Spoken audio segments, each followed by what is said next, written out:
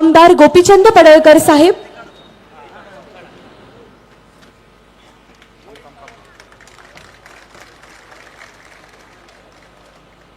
उचला तिथंच ठेवा खाली, खेळा नुसता इकडे करा.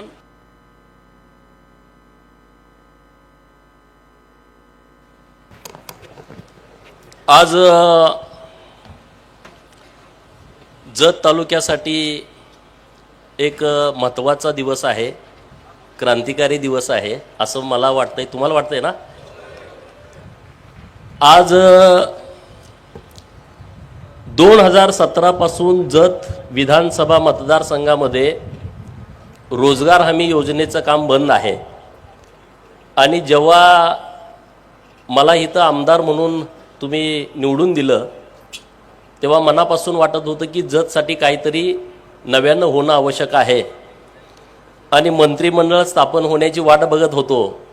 आणि रोजगार हमी खातं कुणाकडं जातंय याच्याकडं माझं लक्ष होतं.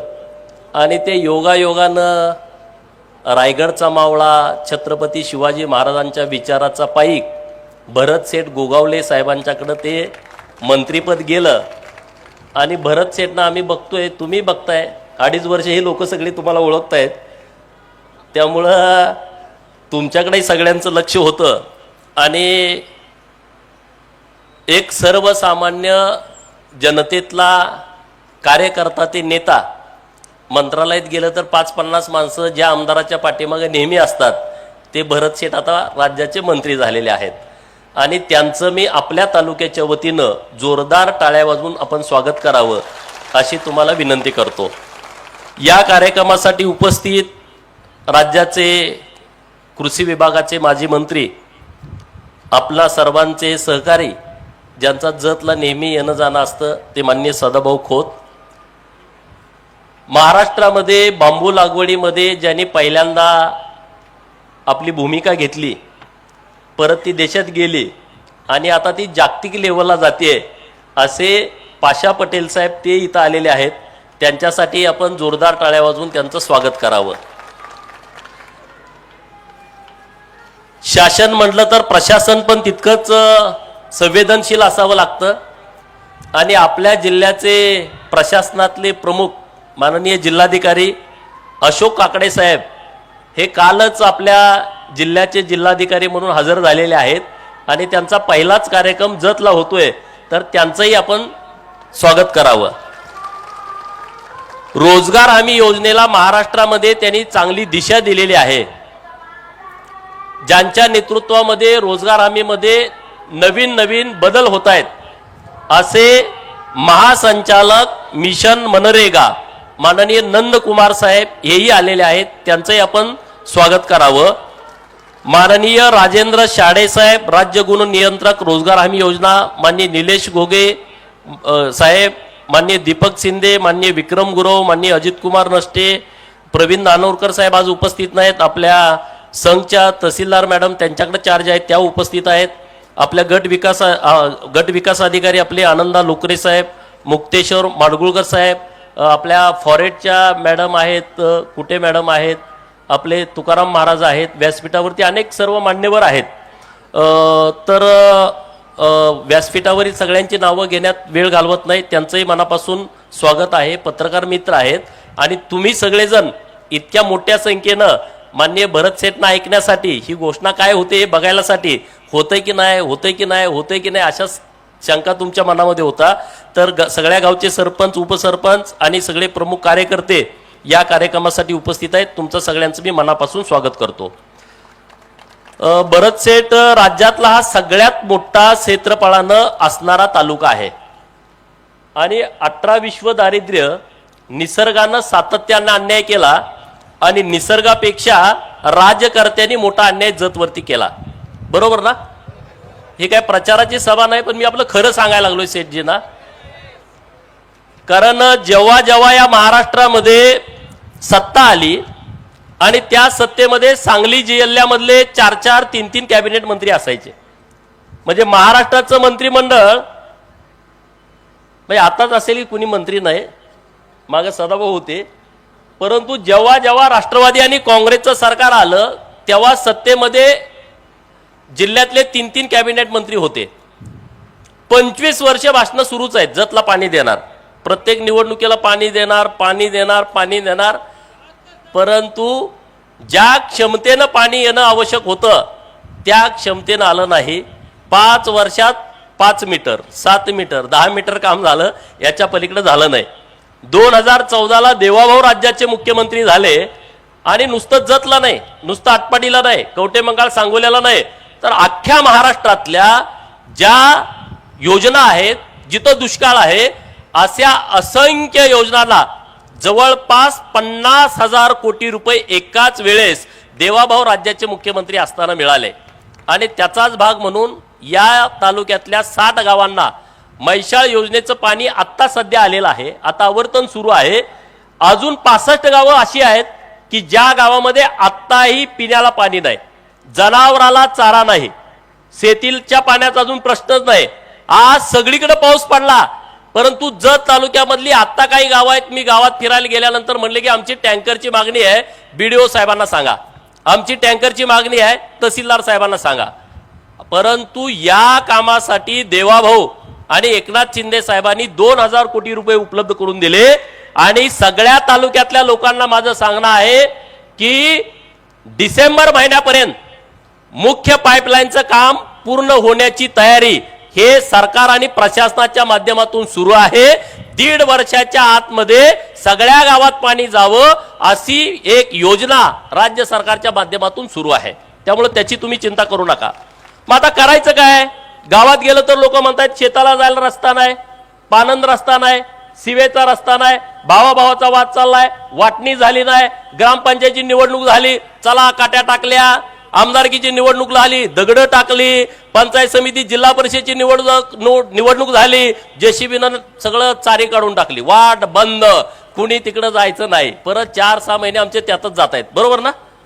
ही पहिली निवडणूक जत साठी असेल की वाद नाही. आमदार झाल्यानंतर आपण कुणाचा वाद केलाय का? आम्हाला तुम्ही मतदान दिलं नाही, तुमची वाट बंद नाही, ते आम्हाला करायचं नाही. आम्हाला ज्यांनी आम्हाला मदत केली आहे त्यांनाही वाट दिली पाहिजे, ज्यांनी आम्हाला टोकाचा विरोध केलाय त्यांच्या घराला पहिली वाट झाली पाहिजे, ही भावना आमची आहे. आणि म्हणून भरत शेठ इकडे आलेले आहेत. भरत शेठ पण असा मोकळा ढाकळा माणूस आहे. अरे तुम्ही वाट सोड ना, भरत शेठनं 2.5 वर्ष मंत्रीपद सोडलं, बरोबर ना? बोलत बोलत मंत्रीपद सोडलं, त्यांचं मंत्रीपद फायनल होतं. ते म्हणले पुढच्या आठवड्यात विस्तार आहे. भरत शेठ म्हणले चला तुम्ही करा, पुढच्या आठवड्यात मी होतो. पुढच्या आठवड्यात म्हणजे 2.5 वर्ष गेले. पण भरत शेठनी संयम राखला. भरत शेठ तुमचा जो स्वभाव आहे ना मोकळा ढाकळा, तुम्ही टीव्हीवरती बोलता, लोक म्हणजे अरे लयच मोकळ्या मनाचा माणूस आहे. अरे म्हणून म्हटलं मी तर सदाभाऊनी मी त्यांना गाठलंय त्यासाठी, हा मोकळ्या मनाचा माणूस आहे, तो जतला काहीतरी करू शकतो आणि म्हणून हा आजचा कार्यक्रम त्यांच्या माध्यमातून होतोय. जत मधली परिस्थिती काय आहे? जवळपास सांगली जिल्ह्यातला 30% भागात जतचा आहे क्षेत्रफळानं. या तालुक्यामध्ये ज्या पद्धतीनं विकास कामं होण्याची आवश्यकता होती त्या पद्धतीनं झाली नाहीत. आता आपल्याला रडायचं नाही, आपल्याला काम करावं लागेल. लोकांनी संधी दिली आहे, लोकांनी सरकार निवडून दिलंय. तर आता मागं काय झालंय याच्याशी आमचं देणं घेणं नाही, पण वर्तमान काळात काय करायचं आहे आणि भविष्य काळाची योजना काय आहे हे आमच्या हातामध्ये आहे. आणि म्हणून आजचा दिवस जो वर्तमान काळ आहे, या दिवशी माननीय मंत्री महोदयांच्याकडे माझी मागणी आहे की हा जत तालुका राज्याला दिशा देऊ शकतो. शेवटचा क्रमांक आहे 288 विधानसभा आणि ह्या 288 विधानसभा क्रमांक महाराष्ट्राला एक रोजगार हमीमध्ये दिशा देऊ शकतो. ती दिशा देण्याची प्रचंड क्षमता ही जत तालुक्याच्या मायबाप जनतेमध्ये आहे की नाही? शब्द द्या तुम्ही साहेबांना, करू शकता ना व्यवस्थित काम? जर साहेबांनी घोषणा केली जत तालुक्याची, तर गावात वाद विवाद न करता, पार्टिशन न करता, तक्रारी न करता तुम्ही काम करू शकता का? कुणाकुणाला वाटतंय हात वर करा. ज्यांना ज्यांना हात आहेत त्यांनी हात वर करायला काय अडचण नाही. करू शकता ना? का उद्या घोषणा केली का गावात भांडणं, असं झालं तसं झालं? माझी तुम्हाला विनंती आहे हात जोडून, जर जत तालुक्यासाठी काय करायचं असलं ना, हा माणूस करू शकतो. 70% काम जत तालुक्याच्या विकासाचं त्यांच्या खात्यामध्ये तेवढी शक्ती आहे, त्यांच्या खात्याला तेवढे अधिकार आहेत. आणि म्हणून माझी तुम्हाला सगळ्याला विनंती आहे, गट तट पक्ष पार्ट्या बाजूला सोडून आपण भावकीचं भावाभावाचं राजकारण गटातटाचं राजकारण बाजूला ठेवून आपण रोजगार हमीसाठी सगळ्यांनी एकत्रित आलं पाहिजे आणि हे काम हातामध्ये घेतलं पाहिजे. किती कामं होऊ शकतायत रोजगार हमीमधून? त्या कामाची यादी आणली आहे. त्या खात्याच्या सगळ्या प्रमुखांना माझी विनंती आहे, मंत्री महोदय तर त्यांना सूचना देतील. मत्स्य विभागाकडे 3 योजना आहेत, वन विभाग आणि कृषी विभाग यांच्याकडे काही योजना आहेत, लघु सिंचन जिल्हा परिषद यांच्याकडे 29 योजना आहेत, लघु सिंचन जिल्हा परिषद आणि जलसंपदा यांच्याकडे 3 योजना आहेत, येणे बिगर कृषी 11 योजना, सार्वजनिक बांधकामकडे 3 योजना, रेशीम उद्योग विभाग त्यांच्याकडे 2 योजना, सोशल वनीकरण सामाजिक वनीकरण यांच्याकडे 41 योजना आहेत, स्टेट कृषी विभाग यांच्याकडे 77 योजना, जलसंधारण विभाग यांच्याकडे 4 योजना आहेत, ग्रामपंचायत विभागाकडे 43 योजना आहेत वैयक्तिक लाभाच्या आणि सार्वजनिक, आणि पंचायत समिती जिल्हा परिषद यांच्याकडे 43 योजना. अशा एकूण 260 वेगवेगळे कार्यक्रम तुम्ही करू शकता या योजनेतून. वैयक्तिक लाभाचे आणि सार्वजनिक लाभाचे 260 योजना आहेत. पण दुर्दैव एवढा आहे की माझ्या जत तालुक्यामध्ये कृषी विभागाकडून 133 कामाची संख्या आत्ता मंजूर, त्याच्यावरती 563 मजूर काम करतायत. घरकुल 102 आहेत मंजूर झालेले, फिरी आहेत 9 आणि गोटा आहे 1. मला भरत शेठना विनंती करायची आहे की ही परिस्थिती आमच्या तालुक्यातली बदलली पाहिजे. मागेल त्याला विहीर, मागेल त्याला गोटा. ज्या ज्या वैयक्तिक लाभाच्या योजना आहेत त्या जत तालुक्यातल्या मागेल त्या व्यक्तीला लागू झाली पाहिजे आणि तशा पद्धतीचे निर्देश, तशा पद्धतीचे आदेश तुम्ही प्रशासनाला द्यावेत आणि तशा पद्धतीची घोषणा करावी. दुसरी माझी विनंती आहे, 5/12/2024 ला एक महाराष्ट्र शासनानं पत्र काढलंय, नंदकुमार साहेब पण इथं आहेत, आणि त्यामध्ये असं म्हणलंय की राज्यात महात्मा गांधी राष्ट्रीय ग्रामीण रोजगार हमी योजना अंतर्गत घेण्यात आलेल्या कामापैकी मोठ्या प्रमाणात कामे अद्याप अपूर्ण आहेत. ही बाब केंद्र शासनाने 14/11/2024 रोजी घेतलेल्या मासिक आढावा बैठक अधोरेखित केलेली आहे. तसेच जिल्ह्याद्वारे जुनी कामे अपूर्ण असतानाही मोठ्या प्रमाणात नवीन कामे सुरू करण्यात येत आहेत. त्यावर मनुष्यदिन निर्मिती करण्यात येत आहे. त्यामुळे पुढील वर्षाचे लेबर बजेट मंजूर करण्यास अडथळे निर्माण होऊ शकतात आणि म्हणून महाराष्ट्रातलं हे रोजगार हमीचं काम बंद ठेवलेलं आहे. माझी विनंती आहे की हे जे पत्र निघालेलं आहे त्यामुळे रोजगार हमीला कामच करता येत नाहीत, तर हा आदेश आपण पहिल्यांदा मागे घ्यावा आणि जतमध्ये कामं सुरू करण्याच्या दृष्टिकोनातून आपण आदेश द्यावेत, अशी एक विनंती मला आपल्या या माध्यमातून मंत्री महोदय साहेबांच्याकडे करायचे आहे. तर जत तालुक्यामध्ये आम्ही शब्द देतो जनतेच्या वतीनं की या योजनेमध्ये अत्यंत पारदर्शकता राहील. पत्रकार मित्र मोठ्या संख्येने इथे उपस्थित आहेत, त्यांची मदत आम्हाला खूप मोठी लागणार आहे या सगळ्या बाबींमध्ये, किंवा बाकीचे काही सामाजिक कार्यकर्ते असतील त्यांची मदत लागणार आहे. आपल्याला हे काम जोमानं करायचं आहे आणि जत तालुक्यातली जर परिस्थिती बदलायची असेल, आता ऊसतोड मजूर 35,000 ऊस तोडीला जातात, कसं थांबवणार आहे तुम्ही? नंदकुमार साहेब आणि त्यांच्या टीमनं पालघर जिल्ह्यामधलं एक गाव आहे आणि तिकडे चंद्रपूरला एक गाव आहे, त्या गावातलं असं स्थलांतर होतं. मी त्यांच्याकडे जेव्हा गोगावले साहेबांच्याकडे बैठकीला गेलो तेव्हा त्यांनी 2-2 तासाच्या बैठका घेतल्या. तर ते आदिवासी पाडा असणारं गाव जे पूर्ण वेळ स्थलांतरित व्हायचं, तिथला एक शिक्षक, हे शिक्षण विभागाच्या लक्षात आलं की गावात मुलं शाळेत काय येत नाहीत, तेव्हा तिथल्या शिक्षण अधिकाऱ्यांनी सांगितलं की तुम्हाला आम्ही सस्पेंड करू, तुम्ही हे काम नीट करत नाही. आणि ते गावात आई वडील राहायला नाहीत, त्यांची मुलं तिथं नाहीत, तर ते शाळेत कसे येणार? मग त्या शिक्षकाच्या डोक्यात कल्पना आली की गावातलं स्थलांतर थांबलं तरच मुलं गावात राहू शकतात, आणि मग त्यांनी रोजगार हमी योजनेचा आधार घेतला आणि आज त्या गावातला एकही माणूस स्थलांतरित नाही, सगळी लोक गावात राहतात आणि ते लखपती झालेले आहेत. हे पिक्चरची स्टोरी मी तुम्हाला सांगत नाही, हे भरत शेठ गोगावले साहेब एवढ्या लांबनं रायगडवरून आले, ते तुम्हाला कुठली स्टोरी सांगण्यासाठी आलेले नाहीत. ह्या खऱ्या हकीकती आहेत, ह्या गोष्टी खऱ्या घडलेत. आज पूर्व भागात गेल्यानंतर गावाच्या गावं बंद आहेत, तिथं आजी आहे, तिथं आजोबा आहे, कुणी नाही. त्या गावातली मुलं स्वतः कुलाळवाडी नावाचं गाव आहे साहेब, तिथल्या एका शिक्षकानं आमच्या तिथली सगळी लोक ऊसतोडीला जात आहेत, तर शाळेतल्या सगळ्या मुलांना भाकरी करायला शिकवलंय. महाराष्ट्रात आणि देशामध्ये त्याची दखल घेतली की सगळी मुलं स्वयंपाक करतात, कारण घरी आई नाही, वडील नाही, म्हातारी माणसं घरी आहेत, सगळे ऊसतोडीला 8 महिने जातात. बाकीचे राहिलेली तरुण पोरं जी शिकलेली आहेत ते पुण्या मुंबईला जातात. ते पिंपरी चिंचवडला जातात, ते भोसरीला जातात, ते सांगलीच्या MIDC मध्ये जातात, ते फळ विक्री करण्यासाठी जातात. कर्नाटक टच असल्यामुळं विजापूर, हुबळी, धारवाड, बेळगाव, बेंगलोर पर्यंत जातात, गोव्यापर्यंत पोरं कामाला जातात 10,000 12,000 रुपये मध्ये. आणि म्हणून आम्हाला आमच्या तालुक्यामध्ये बदल हवाय. आमच्या तालुक्यातला प्रत्येक माणूस हा रोजगार हमीच्या योजनेमधून लखपती झाला पाहिजे, ही आमची मनापासूनची भावना आहे, ही आमची मनापासूनची इच्छा आहे. आणि हे होऊ शकतं तुम्ही जर सगळ्यांनी मनात आणलं तर. गावात तुम्ही सगळ्यांनी डोकं ठेवा, एकटं काय दापायच्या भानगडीत पडू नका, तसं काय होणार नाही.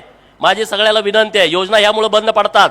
तुम्ही म्हणणार मी सरपंच आहे, मी सगळं करू, नो, असलं काही होणार नाही. त्याच्या पाठीमागं आम्ही अजिबात नाही. तो माझ्या जवळच्या गाडीत फिरणारा असला तरी. योजना आपल्याला राबवायची आहे, त्याला गालबोट लावायचं नाही.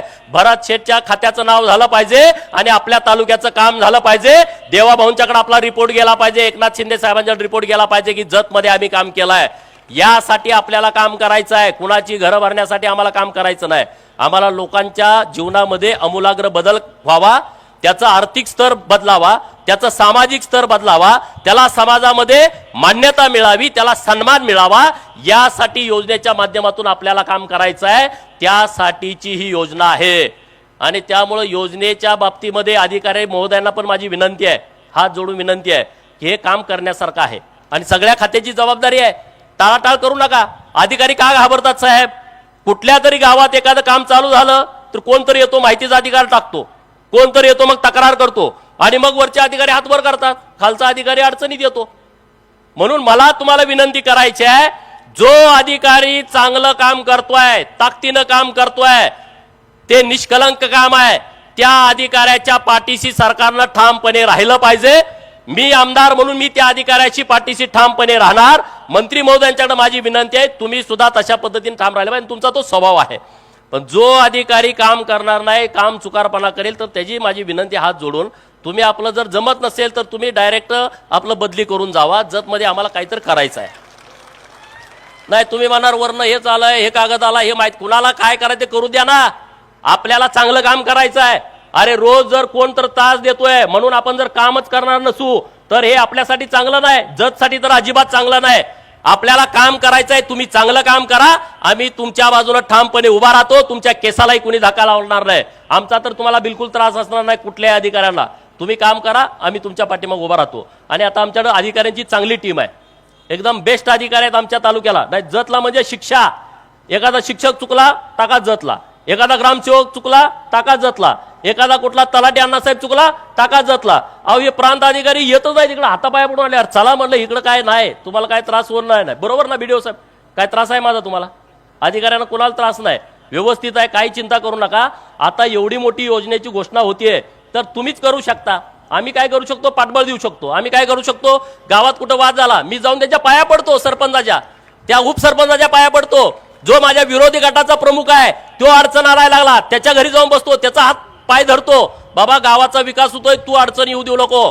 मला तुम्ही कुणाच्याही दारात सांगा, कुणाचाही पाय धरायला सांगा ह्या योजनेसाठी, मी त्याचा पाय धरायला तयार आहे. पण ही योजना आपण सक्सेस करूया, याच्याशिवाय दुसरा पर्याय तुम्हाला नाही. माझी तुम्हाला हात जोडून विनंती आहे. अरे ऑफिसला बसलो, 10 लोक भेटली का 6 लोक म्हणतायत तहसीलदार साहेबाला फोन लावा. काय वाट अडवल्या, केस सुरू आहे. त्याचा फोन लावला, आज त्याचा निकाल लावला, पुढच्या आठवड्यात येतोय. काय निकाल झाला की नाही? प्रांत साहेबांकडे अपील झालंय, प्रांत साहेबाला फोन लावा, प्रांत साहेबांना निकाल लावा. ते म्हणते ऍडिशनल कलेक्टरला फोन लावा. अख्खी पिढी मरून जाईल की तुमची रस्त्याच्या केसमध्ये. परत तिकडे झाला का परत ती कोर्टात जातंय, सिव्हिल परत जातंय सेशन कोर्ट, मग हायकोर्ट, मग सुप्रीम कोर्ट. 2 पिढ्या मरून जातील एका वाटेमध्ये. हा एकमेव भरत शेठचा पर्याय आहे, हा रामबाण उपाय आहे. ही चुन्याची गोळी आहे, ऑपरेशन करायला लागत नाही, लगेच रस्ता होतोय. ह्या योजनेचा तुम्ही लाभ घ्या. अरे विहीर काढायला आयुष्य जातं माणसाचं. ज्यांनी विहीर काढायला कर्ज घेतलं ना त्याला 2 एकर जमीन विकायला लागली आहे. अरे रोजगार हमी योजना एक अशी आहे, 3 लाखाचं 4 केलं, 4चं 5 केलं, 5 लाख रुपये तुम्हाला विहिरीला आहे. आणि दुर्दैव एकच विहीर मंजूर आहे. कुणाकुणा इथं विहीर पाहिजे बघा साहेब. पण आता विहिरीसाठी 5 एकराची अट तुम्ही बाजूला केली आहे, पण पाशाबाई तुमच्या बांबू लागवडीसाठी 5 एकराची अट आहे. आणि माझ्या तालुक्यातली अडचण अशी आहे, 80,000 सभासद आहेत खातेदार आणि 2,85,000 हेक्टर क्षेत्र आहे.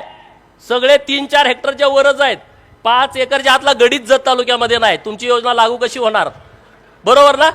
15 एकर, 20 एकर, 25 एकर म्हणून पाशाबाई तुमचा केंद्राचा विषय आहे, पण जत तालुक्यासाठी शिथिलता ठेवा आणि 5 एकराची अट बांबू लागवडीसाठी तुम्ही खुली करून टाका, नाहीतर बांबू लागणार नाही इथं.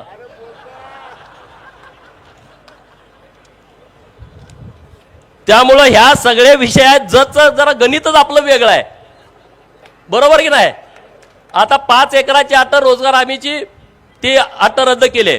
दुसरी एक अट रद्द केली, 500 मीटरची अट होती, ती पण रद्द झालेली आहे.